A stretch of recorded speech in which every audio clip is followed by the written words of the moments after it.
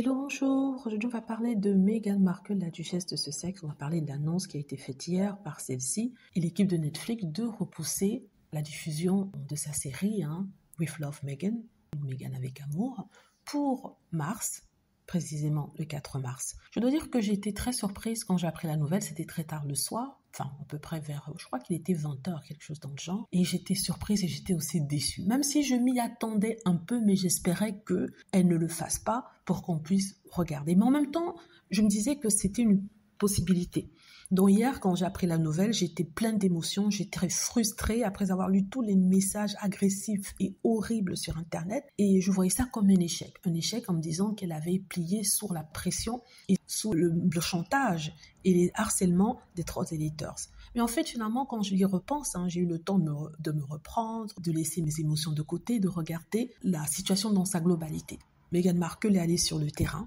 Elle a vu ce qui s'est passé, elle a vu la dévastation, elle a vu le désarroi des personnes. Elle a dû se dire, mais mon Dieu, imaginez si je mets cette série qui montre les mêmes endroits qui sont maintenant brûlés dans un état luxurieux, plein de joie, ce que les gens vont pouvoir ressentir.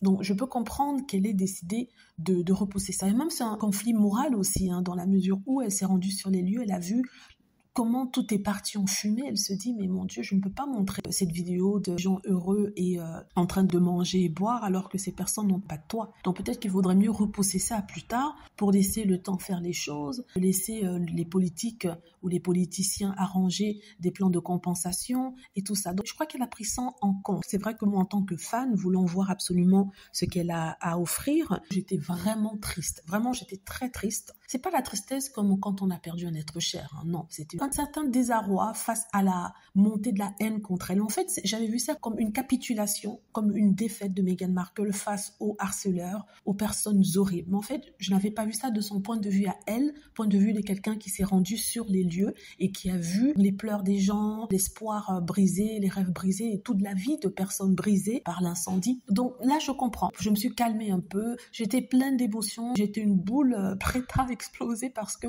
la haine contre cette femme sur Internet, je vous dis pas, c'est incroyable, c'est fou. Il y a des célébrités qui ne foutent rien dans leur vie, qui sont des has-beens, qui sortent ici et là pour lui taper dessus alors qu'elle ne fait que du bien. Mais ça sera pour une autre vidéo. J'ai vraiment pas envie d'en parler parce que je suis toujours sur mes émotions. C'est ce que je voulais vous dire ici et voilà. Je vais essayer un nouveau format de podcasting sur cette chaîne où je ne vais pas montrer trop d'images de Meghan, mais je vais parler. Parce que je trouve que les images que je montre souvent distraient de ce que je dis en fait. Je vous en parlerai prochainement. Voilà, dites-moi ce que vous en pensez. J'espère que vous aimez la vidéo. N'hésitez pas à cliquer sur like si c'est le cas, à vous abonner pour plus de vidéos et à cliquer sur la petite cloche afin de être averti lorsque je poste une nouvelle vidéo. Merci.